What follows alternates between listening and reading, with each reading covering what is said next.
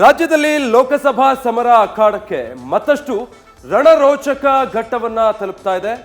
ಗೆಲ್ಲುವ ಕುದುರೆಗಳನ್ನ ಕಣಕ್ಕಿಳಿಸೋದಕ್ಕೆ ರಾಜಕೀಯ ಪಕ್ಷಗಳು ರಣತಂತ್ರ ಹೆಣಿತಾ ಇವೆ. ಆದರೆ ಕಾಂಗ್ರೆಸ್ ಉರುಳಿಸಿದ್ದ ದಾಳ ಯಾಕೋ ಹಿಂದೇಟ್ ಹೊಡೆದಿದೆ. ಸಚಿವರನ್ನ ಅಖಾಡಕ್ಕೆ ಇಳಿಸೋ ಕಾರ್ಯತಂತ್ರ ಕೈ ಕೊಡುವ ಸುಳಿವು ಕೊಟ್ಟಿದೆ. ಲೋಕಸಭೆ ಸಮರದ ಸ್ಪರ್ಧೆಯಿಂದ ಸತೀಶ್ ಜಾರಕಿಹೊಳಿ ಹಿಂದೆ ಸರಿದಿದ್ದಾರೆ. ಲಕ್ಷ್ಮಿ ಹಾದಿಯನ್ನ ಸುಗಮಗೊಳಿಸಿದ್ದಾರೆ. ನಾವಂತಿ ನಮ್ಮ ಕುಟುಂಬ ಕೊಡಲ್ಲ ಅಂತ ನಾವು ಹೇಳಿದೀವಿ.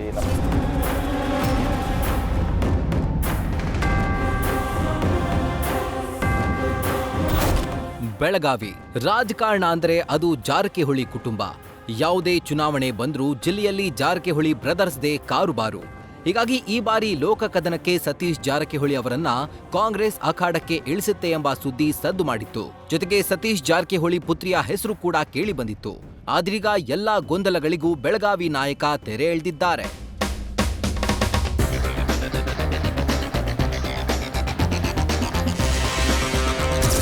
ಲೋಕ ಕಣದಿಂದ ಹಿಂದೆ ಸರಿದ ಜಾರಕಿಹೊಳಿ ಕುಟುಂಬ. ನಮ್ಮ ಕುಟುಂಬದಿಂದ ಯಾರೂ ಸ್ಪರ್ಧಿಸಲ್ಲ ಎಂದ ಸತೀಶ್. ಲೋಕಸಭೆ ಚುನಾವಣೆಗೆ ಕಾಂಗ್ರೆಸ್ ಸಚಿವರು ಸ್ಪರ್ಧಿಸಲು ಹಿಂದೇಟು ಹಾಕಿದ್ದಾರೆ ಎನ್ನಲಾಗಿತ್ತು. ಹೀಗಾಗಿ ತಮ್ಮ ಮಕ್ಕಳನ್ನ ಅಖಾಡಕ್ಕೆ ಇಳಿಸಲು ಮುಂದಾಗಿದ್ದಾರೆ ಎಂಬ ಟಾಕ್ ಇತ್ತು. ಸತೀಶ್ ಜಾರಕಿಹೊಳಿ ಪುತ್ರಿ ಪ್ರಿಯಾಂಕಾ ಇಲ್ಲವೇ ಪುತ್ರ ರಾಹುಲ್ ಲೋಕಸಭಾ ಚುನಾವಣೆಗೆ ಸ್ಪರ್ಧಿಸುತ್ತಾರೆ ಎಂಬ ಮಾತು ಮಾರ್ಧನಿಸಿತ್ತು. ಆದ್ರೀಗ ಬೆಳಗಾವಿ ಲೋಕಸಭಾ ಕ್ಷೇತ್ರದ ಸ್ಪರ್ಧೆಯಿಂದ ಸತೀಶ್ ಜಾರಕಿಹೊಳಿ ಕುಟುಂಬ ಹಿಂದೆ ಸರಿದಿರೋ ಮಾಹಿತಿ ಸಿಕ್ಕಿದೆ. ನಮ್ಮ ಕುಟುಂಬದಿಂದ ಯಾರೂ ಸ್ಪರ್ಧೆ ಮಾಡಲ್ಲ ಅಂತ ಖುದ್ದು ಸಚಿವ ಸತೀಶ್ ಜಾರಕಿಹೊಳಿ ಕಡ್ಡಿ ಮುರಿದಂತೆ ಹೇಳಿದ್ದಾರೆ.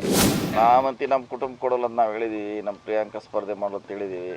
ಈಗ ಅವ್ರು ಗೆಲ್ತಾರಂತ ಸರಿಯಾದಾಗ ತೋರಿಸ್ರ ಹೆಬ್ಬಾಳ್ಕರ್ ಅವ್ರು ಸಿಗ್ತೈತ್ರಿ, ಇಲ್ಲ ಅಂತ ಯಾರು ಸಿಗ್ತೈತಿ. ಕುಟುಂಬ ಬರ್ದಲ್ಲ, ಅಲ್ಲಿ ಗೆಲ್ಲೋದು ಬರ್ತೈತೆ. ಅಲ್ಲಿ ಸಾಮಾನ್ಯ ಕಾರ್ಯಕರ್ತನಿಗೆ ಅನ್ಯಾಯ ಆಗತ್ತಲ್ಲ ಅಂತ ಇಲ್ಲ, ನಂಗೆ ಮತ್ತೆ ಸೋಲೋದೈತೆ ನೀವು ನಂಗೆ ಒಂದು ಸಾಮಾನ್ಯ ಕಾರ್ಯಕರ್ತ ಪ್ರಶ್ನೆ ಇಲ್ಲ. ಈಗ ಅದೇ ಚಿಕ್ಕೋಡಿಗೆ ಸಾಮಾನ್ಯ ಕೊಡ್ತಾ ಇದ್ರಲ್ಲ, ಚಿಕ್ಕೋಡಿಗೆ ಸಾಮಾನ್ಯ ಇದೆ. ತಾವು ಸಿದ್ದರಾಮಯ್ಯನ ಇದರಲ್ಲಿ ಕಾರ್ಯಕ್ರಮ ಭಾಷಣದಲ್ಲಿ ಒಂದು ಕುರುಬ ಜನಾಂಗದ ಅದು ಹೇಳಿದೆ. ಈಗ ಹೇಳಿದ್ವಿ, ಇದಕ್ಕೂ ಈಗ ಬದ್ಧರಿದ್ದೀವಿ. ಅಂತಿಮವಾಗಿ 3 ಹೆಸರು ಕೊಟ್ಟಿದ್ರೆ ಅದ್ರ ಸರ್ವೆದಾಗ ಬರ್ಬೇಕಲ್ಲ, ಅವ್ರದ್ದು ಇದೆ.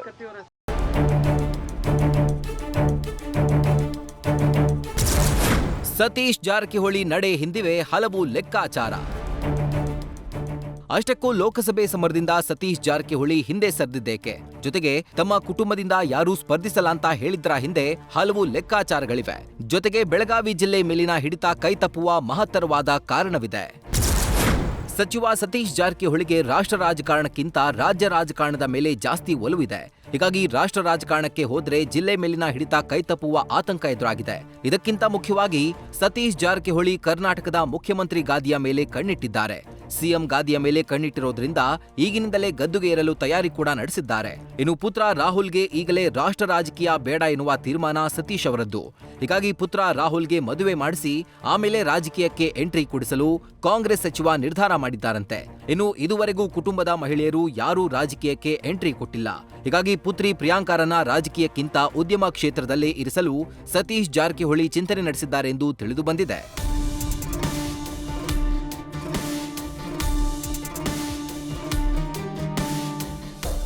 ಬೆಳಗಾವಿಯಲ್ಲಿ ಸಚಿವೆ ಲಕ್ಷ್ಮಿ ಹೆಬ್ಬಾಳ್ಕರ್ ವರ್ಚಸ್ಸು ಹೆಚ್ಚಾಗುತ್ತಲೇ ಇದೆ.